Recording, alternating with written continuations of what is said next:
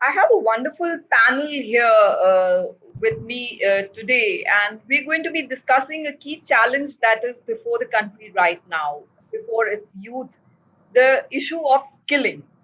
So I have with me Ms. Vandana Bhatnagar. She's Chief Program Officer of the National Skill Development Council. I have with me Ms. Naveen Mittal. He's Commissioner of Collegiate and Technical Education, Government of Telangana. And I have with me Mr. Amit Aggarwal. He's the CEO of IT and ITeS Committee in Nasscom.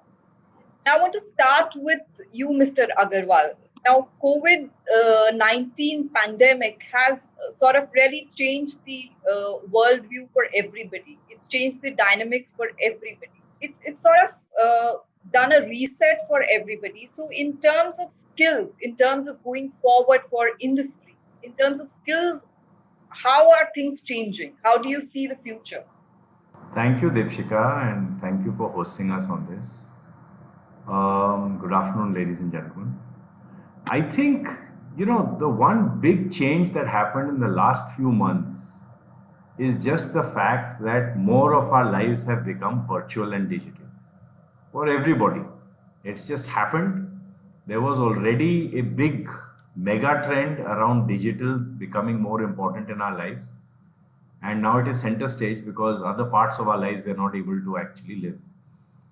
And because of that, as one of the CEOs of our IT industry said, that 2 years of digital transformation has actually happened in 2 months.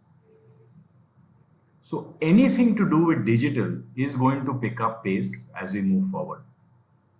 Specifically for our ITES industry, and I think as much so across the board for other industries, whether it is banking and financial services, whether it is retail, whether it is manufacturing, all of these industries are going to need substantially more digital skills in the workforce.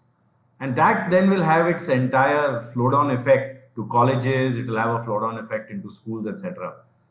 So to start with, I would just highlight this one piece that people need to understand digital skills a little more. And I'll name a few just to give a sense of what this is. On the one side, there are technical skills, right? Things like big data, things like cybersecurity, things like the Internet of Things. These are all trends we see all around us, right? All machines are getting connected, etc. And on the other side, there are what we call the 21st century skills, things like communication, collaboration, design thinking, creative problem solving. So all of these are coming together and becoming very important skills for the future.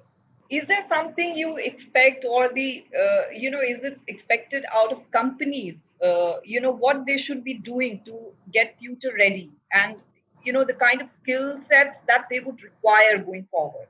Absolutely, absolutely. And I can start with just our own tech industry. So over the last 4 or 5 years, we have been running a massive initiative across the industry called Future Skills. And the goal of that is really to educate and skill 4 million people in the industry and in our supply chain, which is colleges, etc., to have the right skills on digital. We already have about 800,000 plus people in our industry who have been skilled and educated in these, some at a basic level, some at a more advanced level. Our industry spends about 20,000 crores every year actually on talent development of all sorts. And a larger and larger chunk of it is actually going to the companies.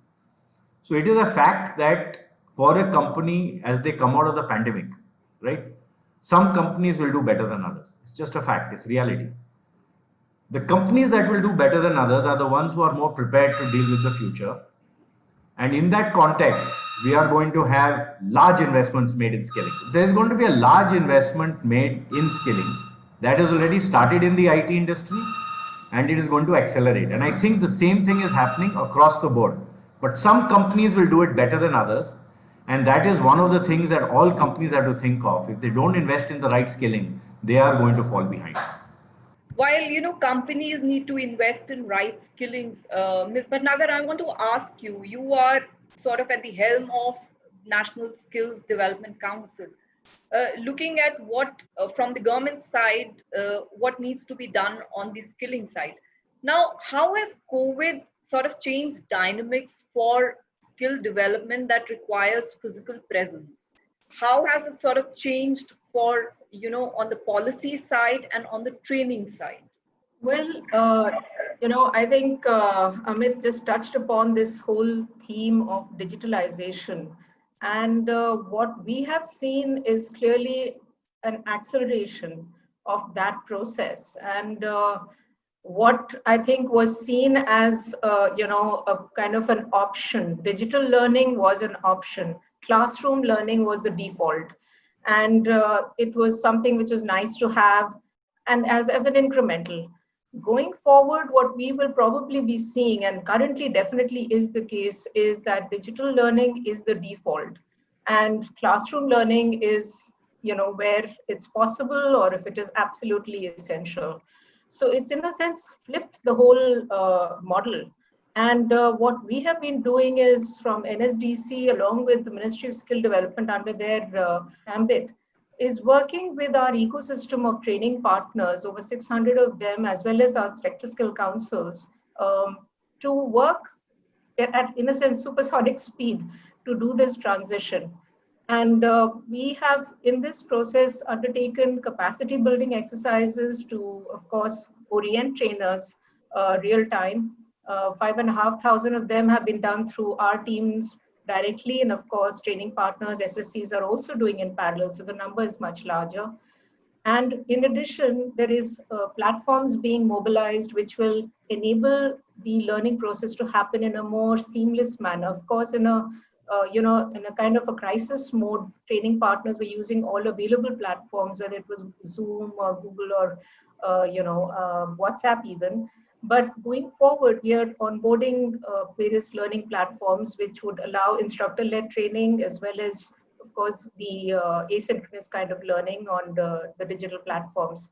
This is something which we have enabled also through the eSkill India portal, which is a kind of an aggregator platform, which is bringing together the knowledge offerings that are available with other organizations into one place related to skills. So at this point, we have about 25 knowledge partners who are with us, ranging from the likes of Microsoft, SAS, Sailor Academy, and a host of others, providing the entire spectrum of offerings. And there are about almost 500 courses, 60% of them are free of cost, and they're in multiple languages. So the idea is to keep building on this repository, and the interest in the ecosystem has surged in this process, and we've seen an over 12-fold increase in the course of the last 3 months. So we have about 2.5 lakh enrollments currently, and the numbers is growing at an exponential rate. So this entire process of enabling this digital learning platforms and the protocols in terms of whether it's the assessment process, the kind of qualification standards that we have, which are allowing for an online delivery of training, all of that protocols are being formalized. And through that process, under the government program, the Pradhan Mantri Kaushal Vikas Yojana, which is the flagship program, which was earlier permitting training only in the classroom format, but in the next stage of it, which will be rolled out later part of this year, will provide for online training as well. So that's a big effort that's currently underway. And in our view, while this has been done in a crisis mode, but it's really a very essential push that was needed to be done. And it kind of will catapult us to another stage and format of skilling and training. And that, I think, is an opportunity. So while this is right now a crisis situation, but going forward, this is a huge opportunity for us to be able to address the gaps which are there, both in terms of infrastructure as well as the training capacities. Trainers, good quality trainers, we should be able to leverage them for more, kids being trained under each trainer. And the learning experience could be enhanced. It could be modularized. It could be flexible. So there are enormous opportunities that open up, and it could be more inclusive. I was in a session just before this where there were women from very backward areas who were talking about challenges and accessing centers. Maybe this access of training at the home allows more women to participate, or people from with disabilities. It becomes more inclusive, provided we are able to address the challenge of digital divide. So this is one big part of, I think, the actions that have been taken. One other part, which I'll just briefly touch upon, is related to information. As we move to a very hyper localized kind of situation for skill demand and skill supply, with there being restrictions on movement, recently under the Ministry of Skill Development, we have launched a platform called ASEEM, which is really a kind of a SMI, a skill management information system. And that's basically aggregating jobs from across sectors. Over 2 lakh jobs at the moment are onboarded there. And we are uploading data related to candidates who've been trained, as well as the migrant workers, so that the job matching activity can happen more seamlessly. And we are able to also generate intelligence at a granular level, real-time basis on where the job opportunities are, so that the trainings can be aligned better to what the market realities are. So those are some of the key initiatives at this stage that we have taken up, and there'll be many more which we'll be taking up going forward as well. Mr. Mittal, if I could just come across to you, the impact of COVID-19 on technical education, you handling this subject. So how has that sort of impacted the technical education sector? I think there are two kinds of impacts. One is obviously the short-term impact because of the pandemic situation, which has really disturbed the entire academic schedules and the previous semester, and also a lot of uncertainty about the beginning of the next academic year. So there's a lot of kind of, I would say, short-term disruption, which has really happened. But there's also, I would say, a longer-term impact of it, which is probably, according to me, it's a positive impact. Education sector has been quite slow to adopt the changes which have been happening in other sectors and on the technological front. But what COVID has done is to really accelerate this transformation and adoption of technology in a very, very big way. In fact, we feel that the changes which would have seen in probably next 5 to 10 years, we are seeing in a course of just a few months. To tell you one example, when we actually closed down our education institutions in the middle of March, and after about a month, there was a lot of uncertainty whether the current academic year would be able to progress or not. We actually asked our faculty members to take up online classes. And we were very, very amazed that after we gave these instructions to our faculty members, within about 2 days, almost 93% of our faculty was online. And on average, nearly about 60% of the students were attending these online classes. So, I mean, that really showed that the adoption was very, very quick. And also, due to the continued lockdown, we have asked our faculty members to also kind of record their own lectures, which will help in basically 3 ways. One, it will be useful for the students to watch who probably miss a particular lecture or miss some particular concept in the institute, and they can actually then rewind and hear it at their own pace, maybe after the class hours when the next academic session begins. Second, what it's helping is helping the faculty members to also prepare better and look at how their own delivery is happening in the classroom, because the best way to improve one's public speaking is to hear oneself talk. And the similar kind of thing is also happening with our faculty members when they're really listening to their own recorded lectures. It's making them understand what their own issues and what their own mistakes are. And 3, we are getting a good repository of these videos for the future, which will also help us to really analyze how the classroom situation is, which we are not physically able to visit every single classroom. So what I'm trying to say is, this is one example of a change which we are seeing. But the biggest change is going to be in terms of this very quick adoption of online learning, and also move towards blended learning. Blended learning in the sense that, what is the kind of change you think the curriculum would require, to sort of really become suitable to this online and digital learning which has sort of come about? There are 2 ways on which the curriculum has to change. One is basically right now the curriculum is designed for the biggest fit all, in the sense because the number of students who are opting for a particular topic is, if it is limited, the institute is not able to offer that particular subject. But in online learning, the numbers is not an issue, in the sense you can actually address to smaller number in a particular institute, but pulled up together, it could be larger number. So one, I would say that it would help to also go forward into subjects which are traditionally not being taken because the number of takers may not be many, but which are very interesting or important topics. The second, I think, is from the overall delivery perspective. In the sense, I think the future is this combination of classroom and online learning, which we are calling blended learning or hybrid learning, or phygital learning.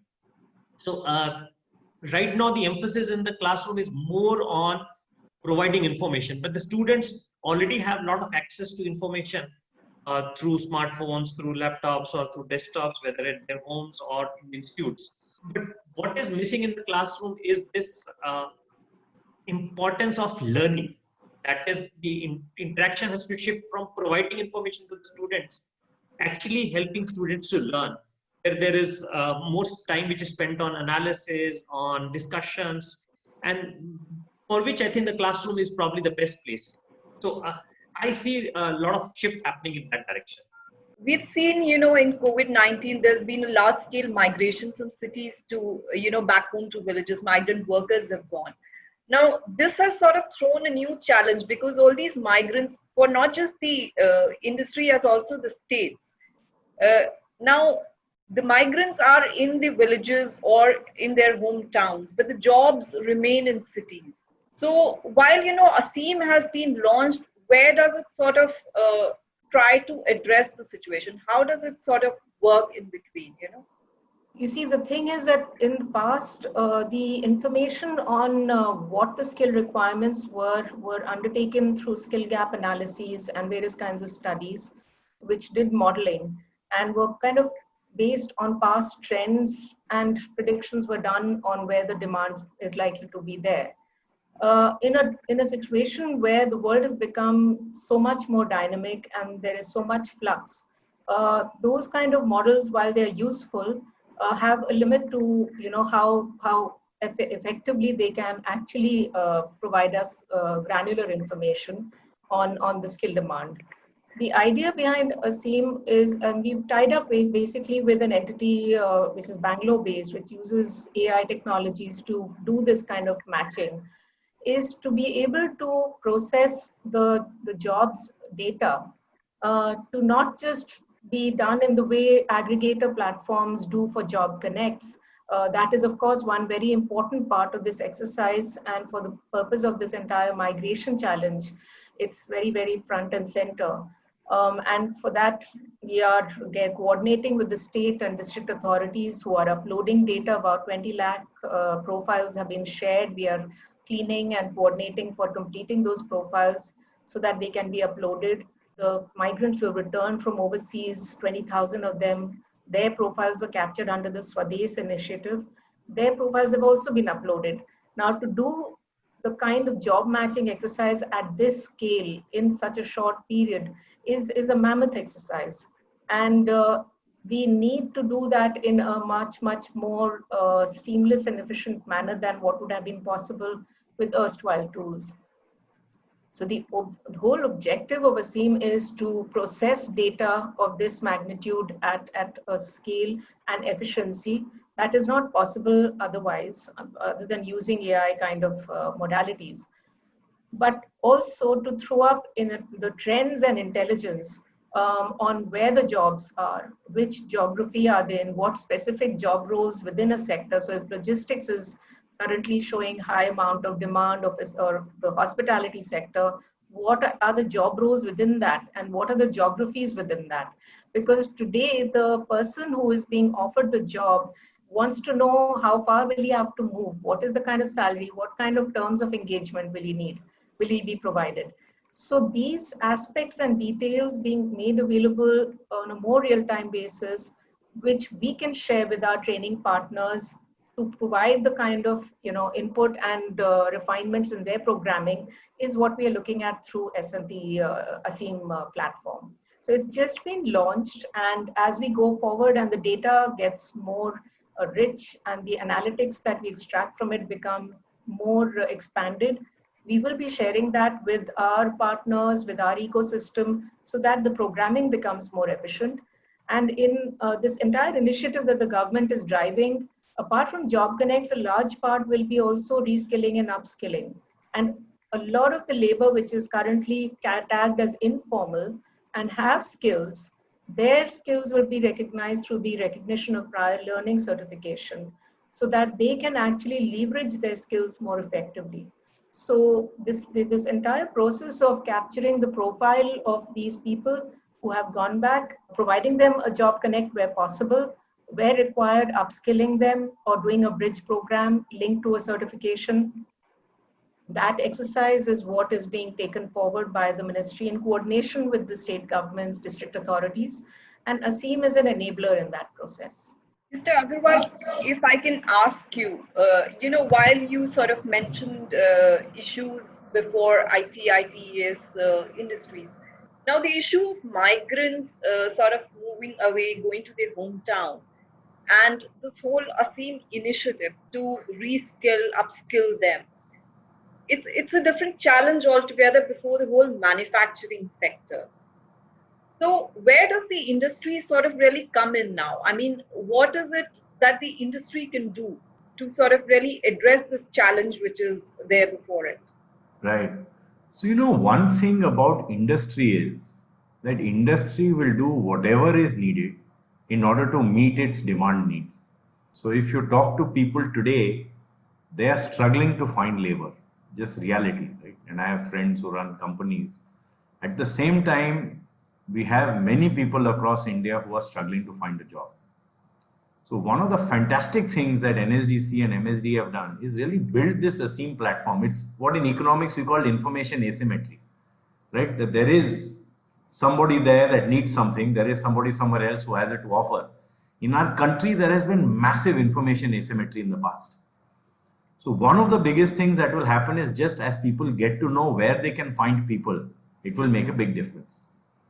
The second thing that industry is doing very rapidly is, and that's happening at a local level, and I can talk about sectors outside. So if I talk about textiles, for example, where I know people, a lot of the people are actually getting staff to start to get reskilled to do work that otherwise perhaps labor would have done. In a country like India, it's a big thing, right? Where people historically do not want to do certain kinds of work or say that this is not something that I should be doing, get somebody else. I think what this is also doing, this crisis, is breaking down some of those barriers so people realize the fundamental dignity of work. It has happened in all of our homes, as many of us have started to do a lot of stuff that we would otherwise get others to do. It is happening in companies as well. And again, I think that's a fantastic trend for the country. If more and more people understand that the days are gone when you can sort of sit back and wait for someone like a government or somebody else to give you a job. You got to do what it takes in order to earn a livelihood. So it's very important, and that's the second thing that they're doing. The third thing that they're doing is that a lot of effort is going in companies across the board, right? If you take whether it's the Telecom Sector Skill Council, you take many of the manufacturing related sector skill councils, there's a huge amount of effort going in figuring out what is needed as manufacturing lines have also changed, right? More people are making PPE equipment, for instance. More people are making all kinds of gear that is important for the market today. And they're having to quickly skill their people up to be able to do that. The good news is with institutes like an NSDC, with the coordinating effect that an MSD can have, information again is able to flow much more rapidly. So it's almost like a clearinghouse, right? We can reach out to NSD and say, look, we're struggling with this area. There are 45 sector skill councils. Plus, they have so many more private partnerships. They can say, talk to these 3-4 people and you'll quickly get an answer.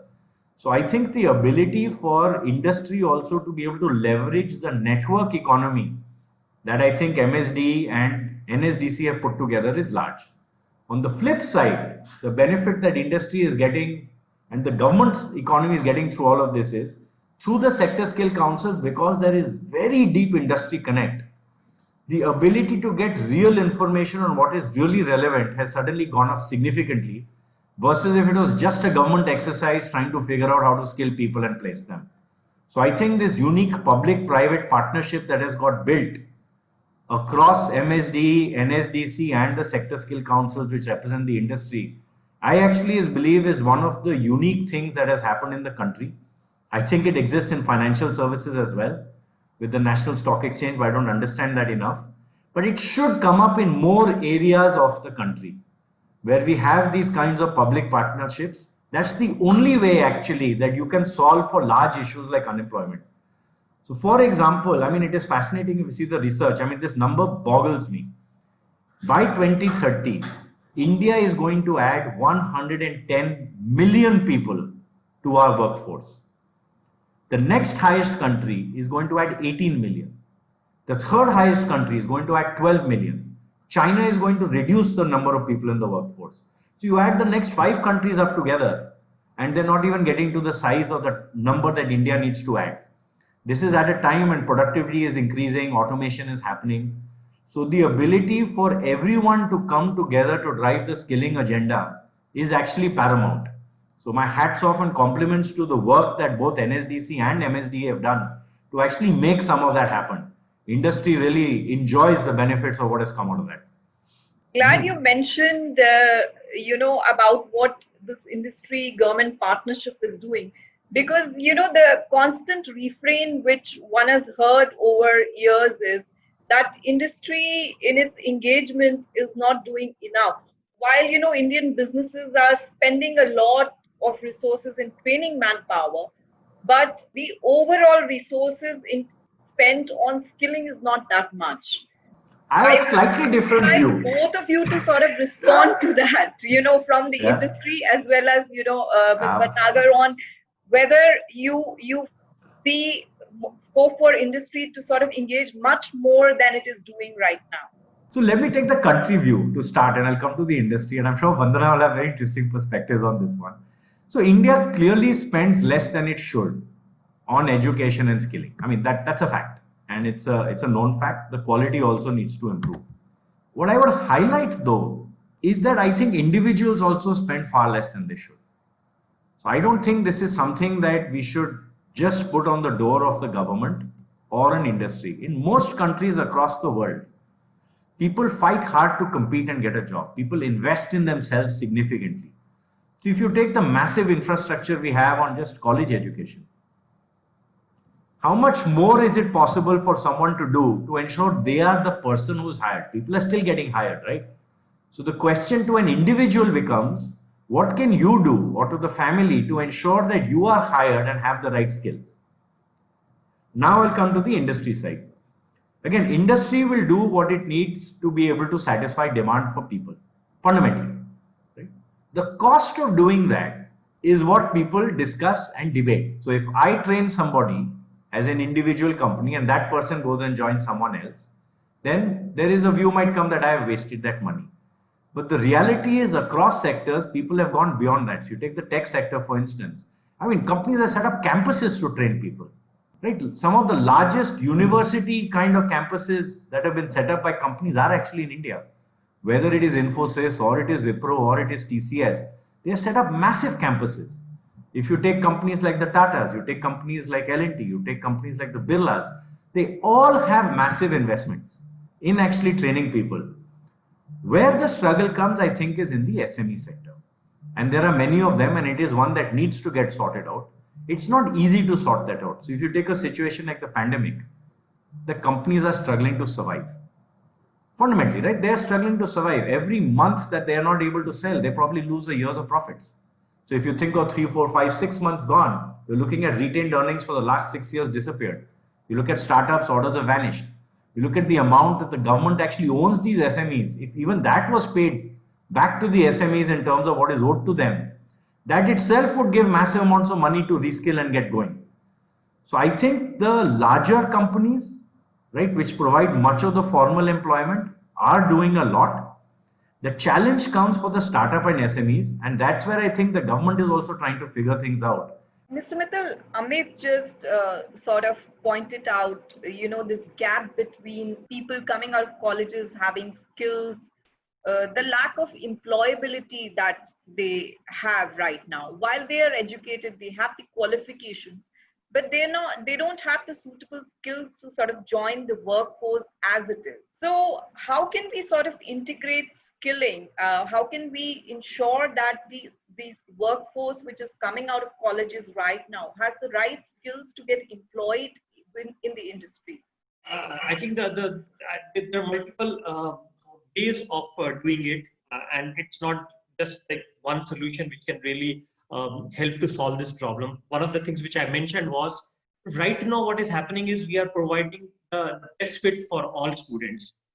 So whereas the market basically requires a lot of niche areas to be worked on, which may not be the skills required for everybody, but which is required for the people who are really interested in going into that niche area or that particular sector.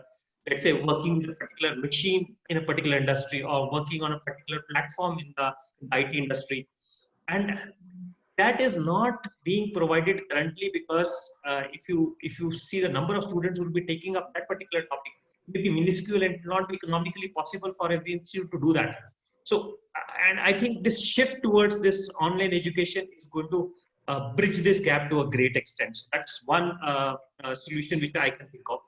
Two, which is already being addressed to a great extent, the regulatory changes which are happening because of AICT's new regulations and also universities adopting them, is this shift in technical institutions from theoretical teaching to more of practical teaching.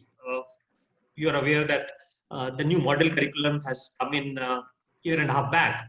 There's a big shift which has taken place from this focus on just theoretical learning to a lot of practical learning, and I think that is over the years will really help to address the needs of the skills in the market better. Third thing which I think we really need to do is to integrate the industrial training or industrial learning with classroom or with the institutional teaching which is happening. For example, we have done one very interesting innovation in Telangana in our polytechnics.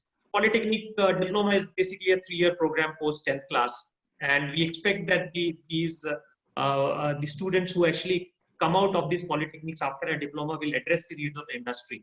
But as you mentioned, the issue is this gap between what skills they have and what the industry requires. So we've actually have a tripartite now MOU with the CII and one of the multinational companies which is into the plastics manufacturing, which is Alpla, which is an Austrian company, but they're in almost 6 to 7 countries in the world. We have a kind of adopted the Austro-German model of apprenticeship inbuilt into our diploma. So students do 2 years program in the polytechnic, and the third year, which for most students is 6 months in the polytechnic and 6 months in the industry, we have kind of made it an integrated program of 1 year in the industry itself, where the industry has taken up the task of teaching them the subjects as well as basic training, and then followed by more advanced training during which there's some good stipend and followed by a job. So we thought that this is one model which can really, if it is adopted on a larger scale, and we see a lot of now interest locally from the industry to actually also adopt this model more and more, it will really help to address the problem which you are mentioning. So idea is that to connect in a more integrated manner with the academy and industry, because right now there's a huge disconnect between the two. What does the government feel? Is industry forthcoming, or its engagement is still very, restricted, as we've sort of heard for long? Firstly, I want to just clarify that the National Skill Development Corporation is a public-private partnership, and we wear a dual hat, and we are 51% private actually, but we work very closely with the government. So we do have that part of our organization reflecting those viewpoints, but we very much also and proudly wear our private sector hat. So when I'm articulating these views, I'm actually talking more from a public-private kind of point of view, not just a government point of view. So I think there are two parts. One is that, as Amit mentioned, that we have an economy which has a small, large company organized kind of sector space, and there's a huge part of our economy which is consisting of small, medium enterprises, very informal in character. Hiring is largely informal in character. Manpower is very employment over close to 90% is in the informal space. So I think the nature of our economy is one very important part of this entire discussion. But before that, even if you were to look at, I think, the organized sector and the industry, there is, I think, a large amount of resources that big corporates do spend on training and skilling their people. And that part is not really captured anywhere as a number. So I don't think there is adequate visibility of the actual spends which are happening by the private sector on capacity building, on skilling. And we do have an education system that is churning out graduates who are generalists, who are probably not really ready with professional skills, vocational skills, and hence willy-nilly a lot of the organized sector does do a fair amount of training capacity building. You're right that they have probably not as actively engaged in the past as may have been expected with the government programs, with the broader social programs that have been conducted across the country. But we are seeing a change in that. And a lot of the large companies, corporates, are now very actively partnering with us on many initiatives. And companies like Bosch, Schneider, ICICI Foundation, Future Group, there are many companies. And recently we did a tie-up with Airtel Money as well. We're looking at a tie-up rather that's close to closure. There are a lot of partnerships that we are seeing coming up where companies want to collaborate with us and our ecosystem to kind of not only address their own industrial requirements, it could be their wider ecosystem requirements in terms of the supplier, the distributor networks that they have. And it could also be from a broader social good perspective. So I think that the direction is definitely very much positive in terms of the uptake and interest on the part of industry to engage in vocational programming. And some of the big organizations like Amazon and others know that without having a proper engagement, Reliance also is increasingly keenly interested in ensuring that they proactively participate in this entire effort because it is so directly linked to their business expansion plans.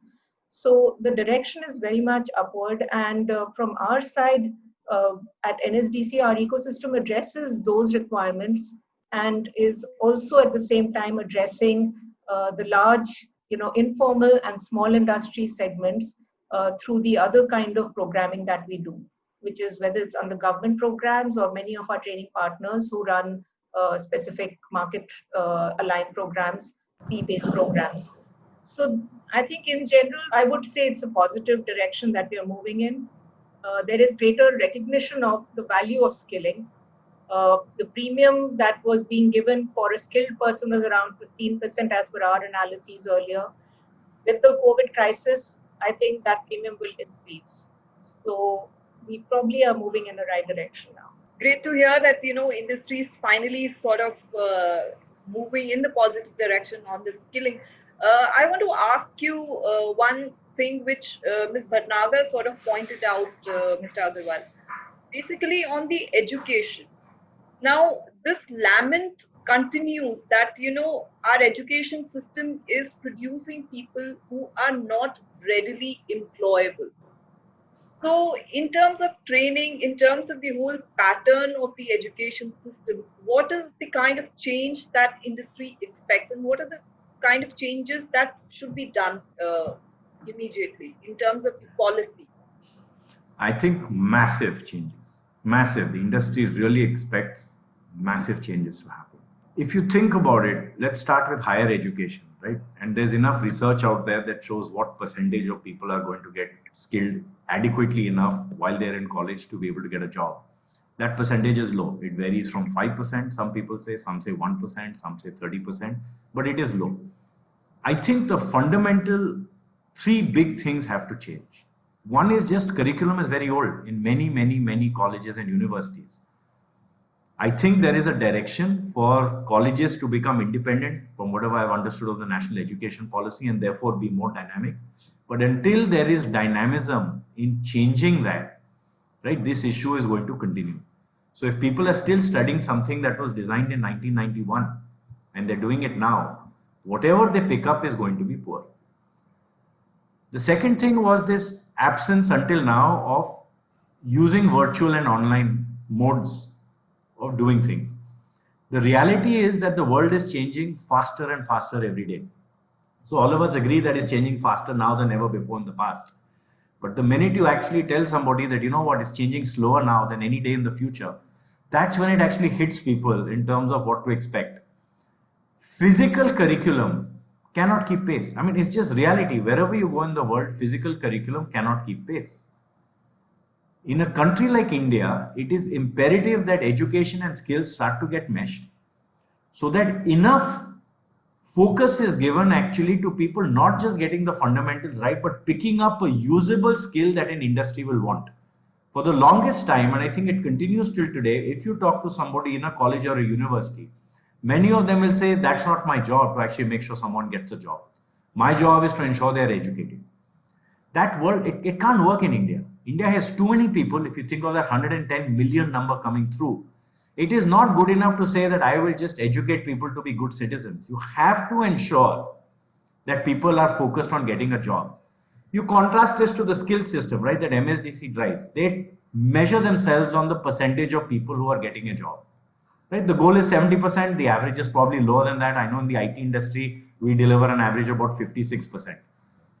This is after somebody has spent 15,000 rupees or 20,000 rupees on a training program. You compare that to an education ecosystem where lakhs have been spent, 4 to 8 to 16 to 30 lakhs, right? The lowest will be 3, 4 lakhs, the highest will be close to 30 lakhs. And if still somebody comes out without being able to get a job, it's a huge issue. There is enough in today's world, if bandwidth is available. Today, nobody can say, I can't get the content that I need. That content is freely available. Open education resources exist across the world for somebody to be able to learn. The issue is the college, university, and policy infrastructure embracing it and making job employment the number one goal for 90% of the universities that are there.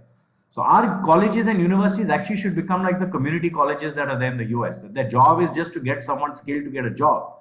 After that, they can go into an IIT in third year, fourth year, or some of them can go for a master's where you really focus on the higher end stuff. So I think that it's linked to our old thinking where skills was seen as something worse than education. I think the reality in today's white collar world is you cannot get a job without skills. So education is less relevant than skills. And that is what we have to solve for as we move forward. So that's the second one, using all the resources that are available. The third big one is faculty development. When you think about it, no college professor has to recertify to teach. Whereas employee after employee is being forced to reskill, upskill, and then get a certification to be able to continue to work and deliver. But professors don't have to do that. And for the right reasons, they feel embarrassed about it. You know, they've done PhDs, they learned something, but that was 20 years ago. So if there is not enough faculty development happening in the country and then certification, we are left with the same issue of with the best of intent, you will not be able to get good training happening inside that college as you go along. The last one that I would add is open it up to private competition. Look at the magic that colleges like Ashoka University, the Shiv Nadar University, NIIT University have all created. Imagine if we could open up and make India a center where anybody of high quality that wants to actually set up a university or a college can set it up, right? Whatever the lobbies, etc., are, we have to get through those to enable policy to make that happen. And then imagine India becoming the education hub of the world. We have so many people, we have so many teachers. We could teach people across the world, forget our own citizens. What we have done in the IT industry can actually be replicated in the education industry. You take firms like Simplilearn, right? They provide skills, tech skills to any individual outside of the country today, for instance, right? They have massive booming business, valuable foreign exchange coming in, leveraging teachers from India. So that's the other, I think, hope that I can provide to this industry of education, right? And I will call it an industry, but it has to be an industry that is focused actually on delivering a great output, is you can become the center of India if you just change what you're doing, and AICT, UGC, MHRD, etc., change their policy to embrace that. Mr. Mittal, if I wanted to understand, in terms of policy, what kind of changes would be required to sort of really allow this to happen? one of the things which I mentioned was this change which AICTE has already brought in, which is the shift of curriculum from more theoretical to more practical curriculum. The second thing which has already happened is also building in this component of industrial training, maybe at the end of second year or third year. This has already happened. Of course, the complaint from the industry is that during the summer vacation, the period of 2 months is too short to really provide a meaningful training to the candidates. And you can't, basically, the industry cannot handle all the candidates at the same time during summer months. So that really needs to be kind of probably changed into something which can address the needs of the industries better. Third thing which has happened is this 20% of the credits for every student they can do online. So that really gives them the flexibility to do this. And further changes which I think can be brought in is that, for example, the final semester of most students is more of project work and some very, very limited number of maybe 1 or 2 courses in most engineering colleges, and even in polytechnic, it's mostly industrial training. One of the innovations which have happening in our autonomous colleges especially is that the students get placed in the odd semester of the final year, and the final semester is basically in-house training for that job for the students there. For example, there are many IT companies who take students in large numbers from some institutes, and in students, instead of going there, stay back on the campus, and then they take up a customized program for that job role which they're going to handle. So I think if this can be adopted, that will be of great help to the academy and the industry. Thank you so much, Mr. Aggarwal and Ms. Bhatnagar and Mr. Mittal for joining on this panel discussion. It was great having you, and thank you so much, everyone.